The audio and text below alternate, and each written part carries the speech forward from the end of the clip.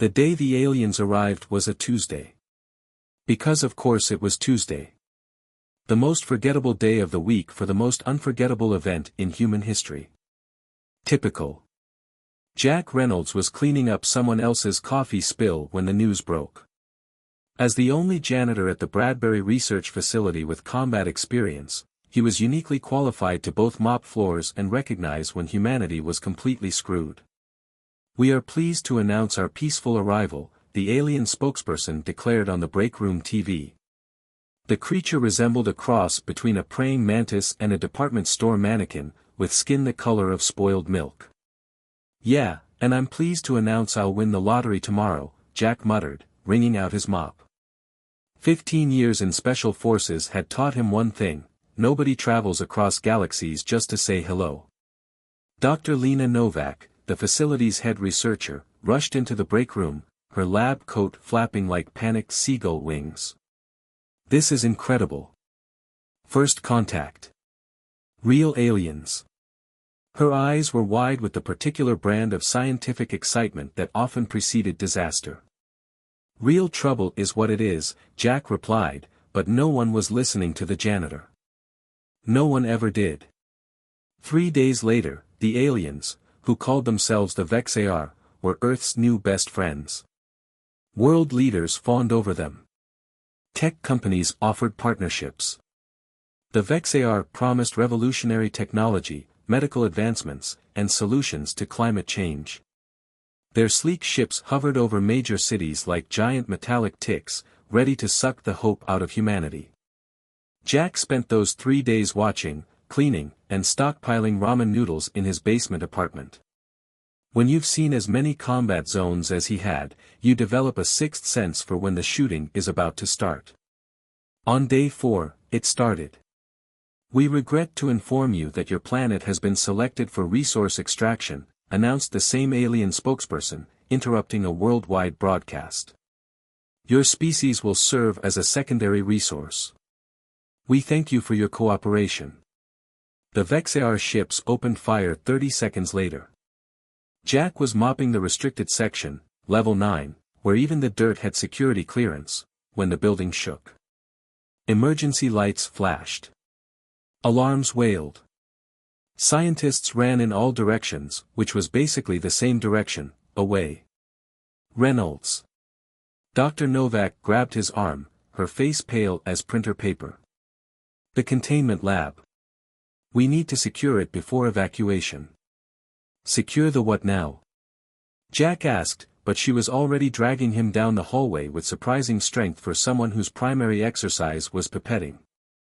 The containment lab door required 3 keycards, a retinal scan, and what appeared to be an actual physical key, the kind people used before technology decided that remembering passwords was humanity's true purpose. "What exactly are we securing?" Jack asked as they entered a lab that made the rest of the facility look like a kindergarten science fair. "Project Bloodroot," Dr. Novak replied, tapping frantically at a terminal. "It's experimental. Dangerous. And possibly our only chance." The entire building shuddered again. Dust rained from the ceiling.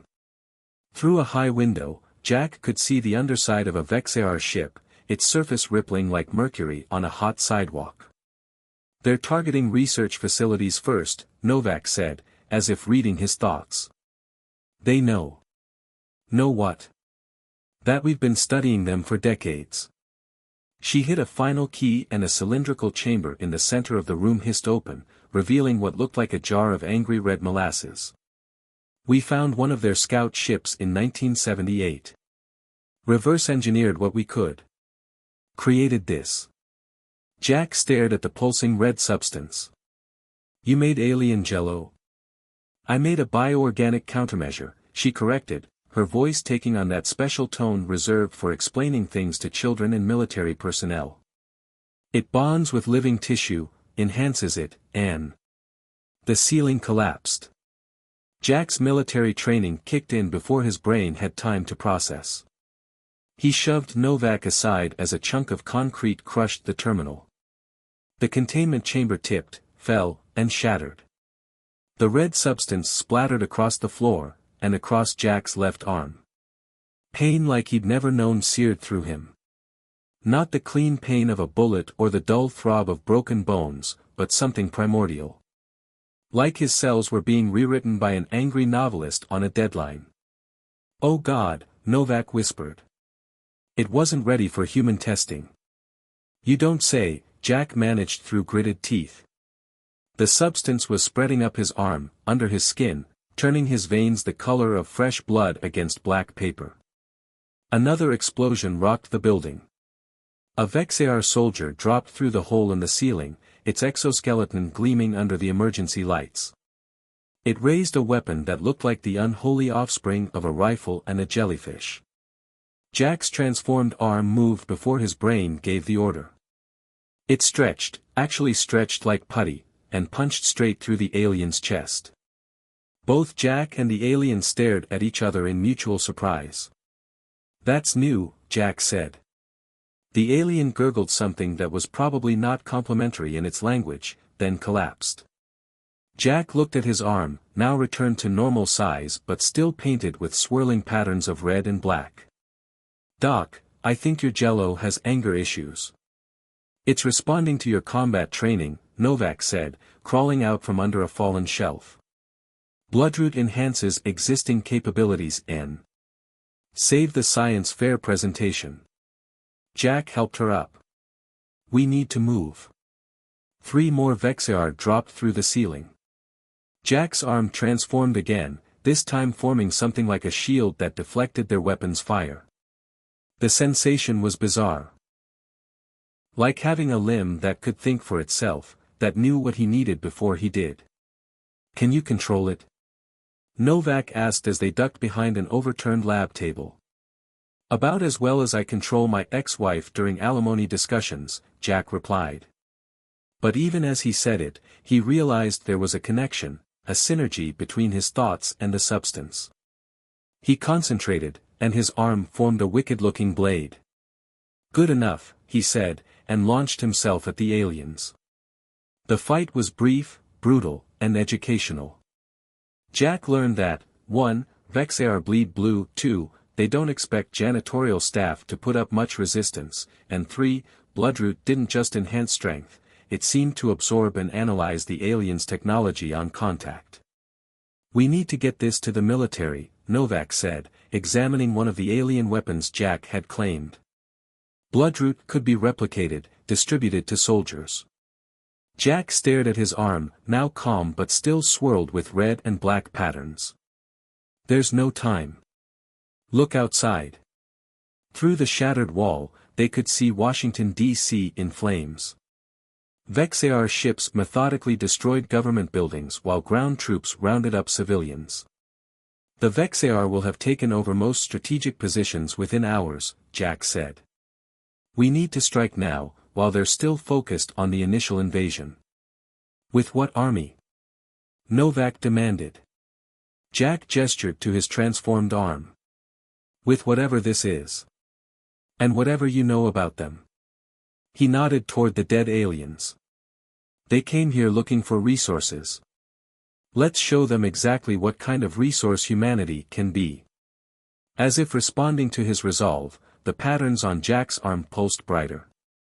And deep beneath them, unnoticed in the chaos, the spilled drops of bloodroot seeped through cracks in the floor, seeking the earth below, as if answering a call only they could hear. Jack grabbed the alien weapon, surprised at how natural it felt in his hand, like the bloodroot was translating its function directly to his brain. "Time to take out the trash," he said. "And for once, I don't mean my day job." Dr. Novak's laugh held the edge of hysteria, but there was determination there too. "The janitorial staff saves the world." Sounds like a bad movie. "Lady," Jack said as they moved toward the exit, "every good apocalypse needs a janitor. Someone's gotta clean up afterward." Outside, humanity's first real war for survival had begun. And unknown to either side, Earth itself was preparing to enter the fight. 1 week into the invasion, and Jack had learned several important life lessons. First, having an alien symbiotic substance bonded to your body makes bathroom visits incredibly awkward. Second, killing alien invaders was surprisingly satisfying work compared to mopping floors. Rise and shine, Doc, Jack said, nudging the scientist awake in their makeshift hideout beneath the ruins of the Lincoln Memorial. The apocalypse waits for no one. Novak blinked awake. I was collecting specimen data in my dreams. Is that what we're calling it now? Jack checked his transformed arm, which had developed an unsettling habit of pulsing in time with his heartbeat. Our alien friends are on the move again. Their first week as humanity's unlikeliest resistance fighters had been eventful.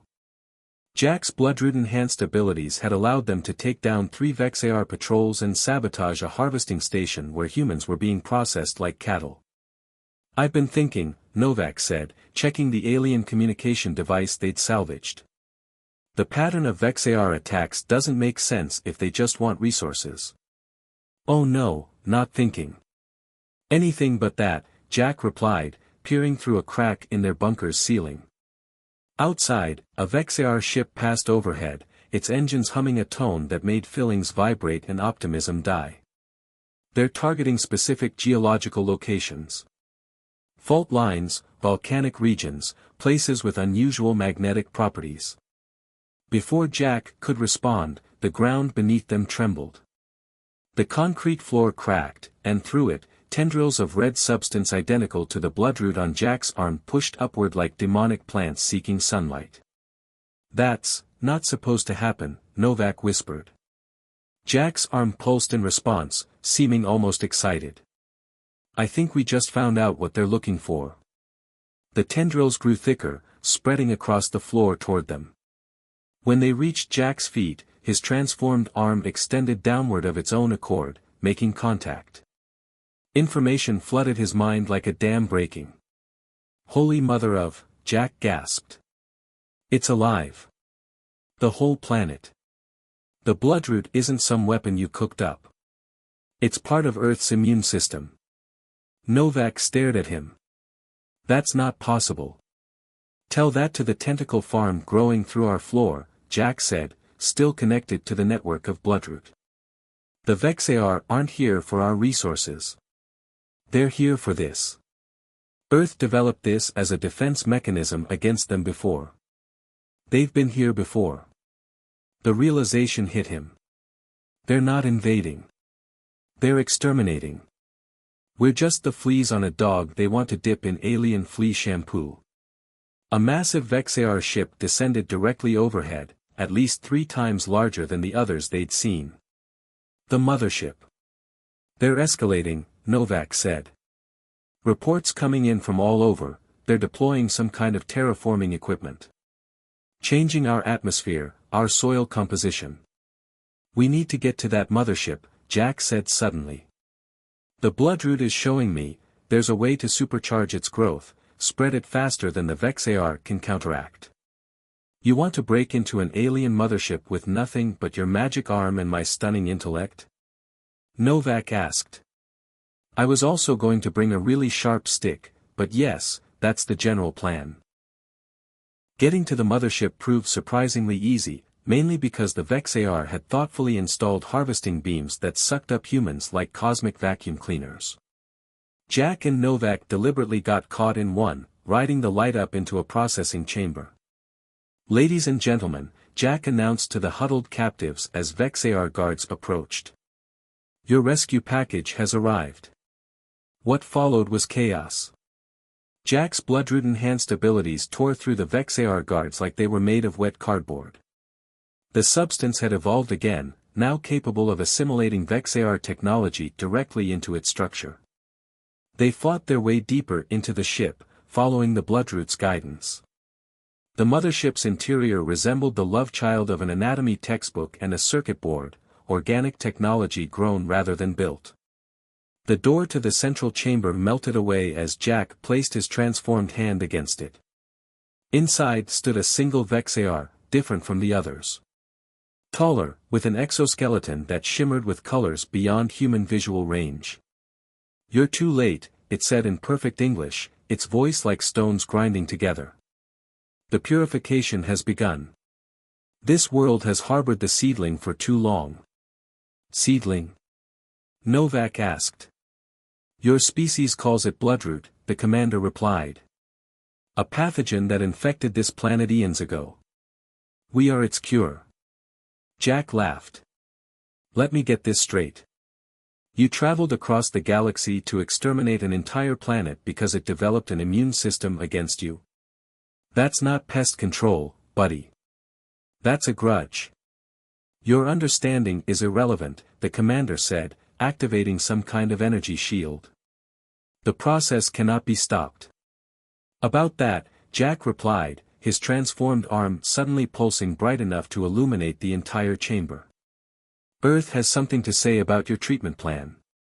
The bloodroot erupted from Jack's arm, spreading across the chamber's floor and walls faster than the eye could track. It interfaced with the ship's systems, overriding commands, reversing processes. On the displays, the terraforming equipment began to malfunction, exploding in spectacular fashion. The commander screeched as Novak knocked the alien's legs out from under it with a piece of debris. That's for blowing up my lab, she said.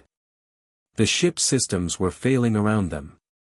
Through his connection, Jack could sense what was happening across the planet, bloodroot erupting everywhere, targeting Vex'ar technology, disabling their ships, attacking their troops. We need to go, Jack said, grabbing Novak's arm.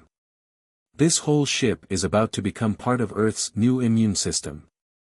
They ran for the escape pods, the ship dissolving and reforming around them. The escape pod ejected just as the mothership began to transform, reshaping into something between technology and biology, an orbital defense system controlled by Earth itself. As they descended toward Washington, they could see similar transformations happening to all Vex'ar ships worldwide. The bloodroot had synchronized globally, creating a planetary defense grid from the invaders' own technology. Did we just win? Novak asked as their pod touched down in what used to be the National Mall but now resembled a garden of alien-Earth hybrid technology. Jack looked at his arm, still transformed but calmer now. I think Earth won. We just helped it wake up. They stepped out into a changed world. The remaining Vex'ar troops were retreating or being neutralized by bloodroot manifestations. Humans emerged from hiding, staring in wonder at the transformed landscape. So what happens now? Novak asked. Jack shrugged. I'm guessing janitor isn't going to be my job title anymore. I'm thinking more along the lines of planetary defense liaison, she replied with a smile. They watched as tendrils of bloodroot continued to spread, creating new structures, healing damaged land, preparing Earth for whatever might come next. You know what the real irony is? Jack said. After all these years of humans treating Earth like garbage, the planet saved us anyway. Maybe that's the point, Novak replied. Family fights all the time, but they still protect each other when outsiders attack. Jack looked at his transformed arm, then at the sky where the converted Vex'ar ships now orbited protectively. Earth's first line of defense is a janitor with a bad attitude and an alien arm. The universe has one hell of a sense of humor. As the sun set on humanity's first day of victory in the Blood War, the bloodroot spread further into soil and sea, preparing defenses. Earth was awake now. And the next time visitors came calling, the welcome mat would be a lot more discerning about who wiped their feet on it.